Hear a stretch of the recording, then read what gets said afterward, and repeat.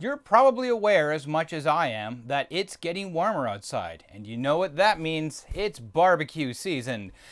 Burgers, hot dogs, other things like, I don't know, just do burgers and hot dogs. We'll go with that, okay?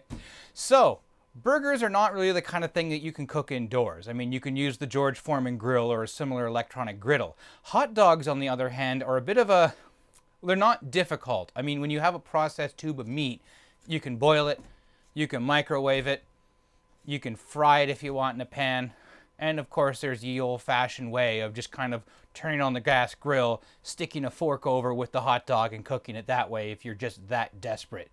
You monster. But I prefer electronic hot dog cooking methods as well. Unfortunately, I don't have the electric hot dogger, so I can't zap it with 120 volts to rapidly cook my hot dogs. Instead, however, I went down to my local Value Village and found this monstrosity. This is Joe's hot dog stand. In reality, though, it isn't Joe's hot dog stand at all. This little device here, which is sold by Dulce, one of those companies there, is actually the HDM 405, or as the back of the unit calls it, the HDM 405-7. Or the LHD 506. 120 volts, 260 watts.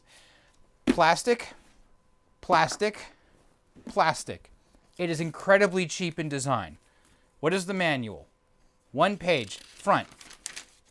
Instructions, assembly instructions, and how to use just this little spot right here, your warranty obligations, and the same thing, but this time in French. So the manual itself is garbage. This here combines a warming portion here, so you can put your hot dog buns inside of it, and you can crisp them up or just get them warm for the hot dog. And then on the top here is this flip open lid, and you have those like stainless steel rollers that you see at like 7-Eleven in those places where they put the hot dog or the taquitos onto them, and they just spin there endlessly. And you hope to yourself that they've only been there for like 10 or 15 or 20 minutes and not like since the beginning of time. So, okay, that's an interesting way to do it. It does have a nice warning here saying it's a very hot, don't touch please. So it's being very polite at the same time not to touch this when it's plugged in.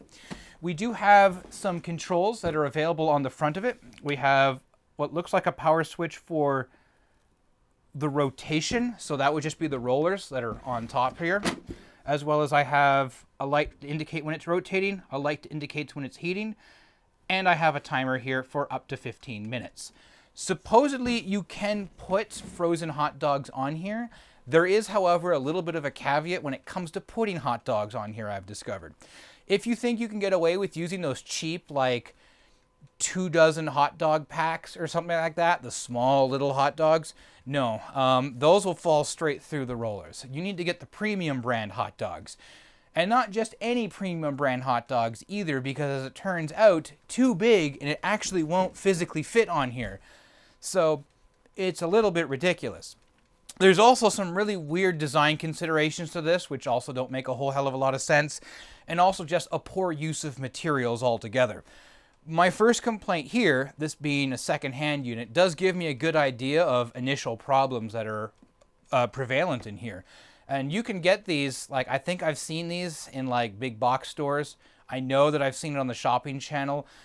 There's a bunch of other YouTube videos which are doing like the best electric hot dog cookers of whatever year, which are usually automatically generated. They're not really all that enjoyable. They're not really all that fun. But I digress. I open the lid here and you can already see it's been melting. So this is melting presumably because it's melted over here as well, not near the heating element. I'm assuming that there is a lot of steam that this creates in the process of cooking the hot dog. And the plastic itself wasn't really considered when that's the case. But you're supposed to have the lid on top of it for it to cook. There's no switches. It's just supposed to be there. Another issue I ran into immediately and noticed is that when it comes to cleaning, yes, there is a metal tray which comes out. This one here, as you can see, the grease has actually been reacting with the galvanizing on the plate here. But underneath, you do have the little tiny tray, which is where your buns are, and it goes straight through in here. There's a heating element down in there, But if you have any crumbs that collect inside of here, you cannot just simply open the door and tilt it out like this. Because the biggest problem you're going to run into, or actually at all, did it really just do that on me?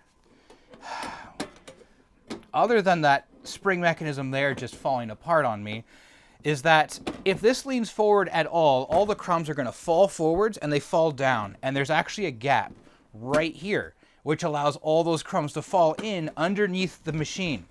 So, as you can see, there is no clean out. It's not like a toaster. So you have to take out these 4 screws, which I might add is stripped. This is just into plastic and it's not doing great. Sharp metal edge, and inside, because there's really no clean out, all these crumbs will collect in the bottom of the cooker, and you can't clean them out without dismantling it, which you're told in the manual, don't disassemble the unit. So it's difficult to keep clean. If you can't keep it clean, it becomes a health hazard. We know the plastics are not designed for the heat that's being applied to them, and I'm concerned about the plating that's going on in, for example, the grease tray here. Also, 210 watts. So this thing just reeks of poor quality control and being an incredibly cheap product, which is weird because they're not really all that cheap.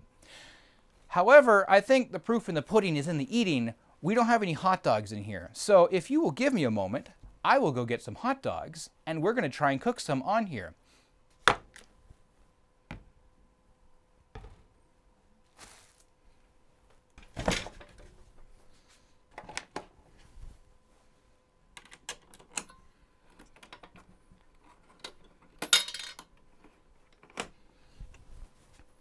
And now we're going to wait while it presumably turns on. Is it on?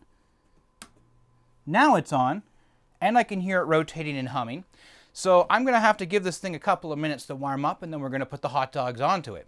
In the meantime, I'm going to take this chance to make sure that the hot dogs that I bought are actually going to fit on this thing at all. So, not a sponsor in this case here, but I'm using Maple Leaf Top Dogs. They were cheap, and they're barbecue sized, so whatever that means.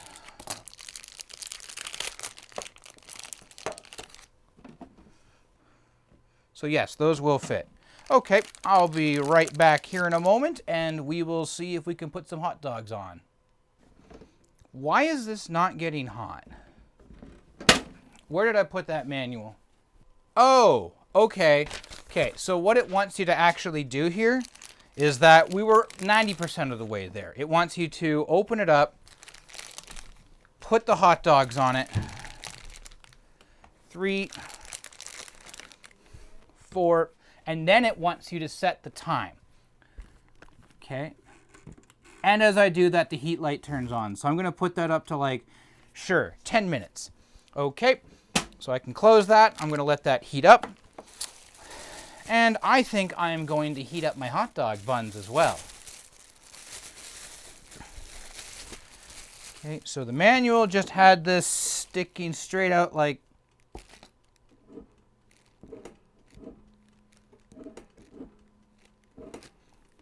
so. Even the hot dogs that fit in here, the incorrect size buns don't fit in there. Great.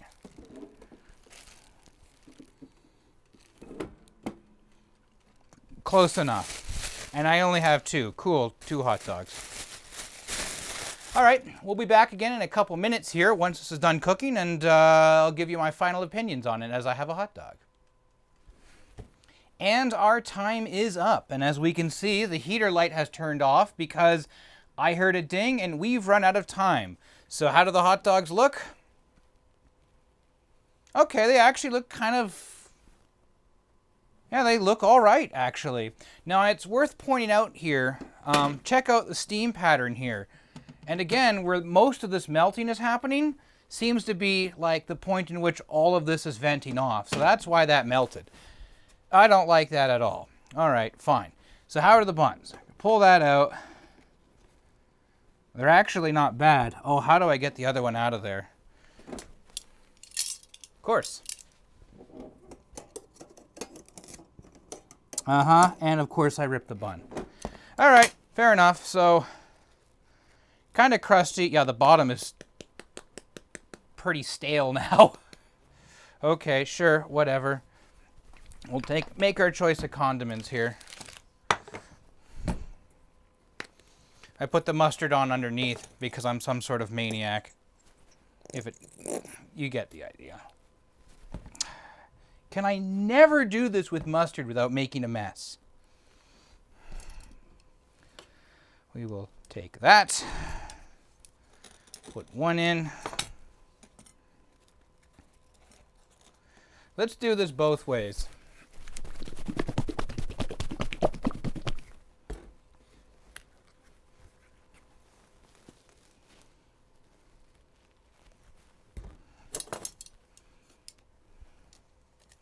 Like that.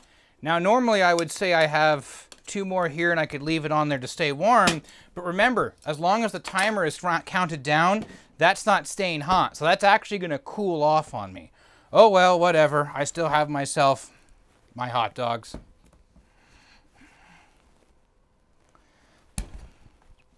And before we dig into these, okay, so it's not hot enough to actually burn me. It is cooked through though, so that's good. Is the hot dog itself good though?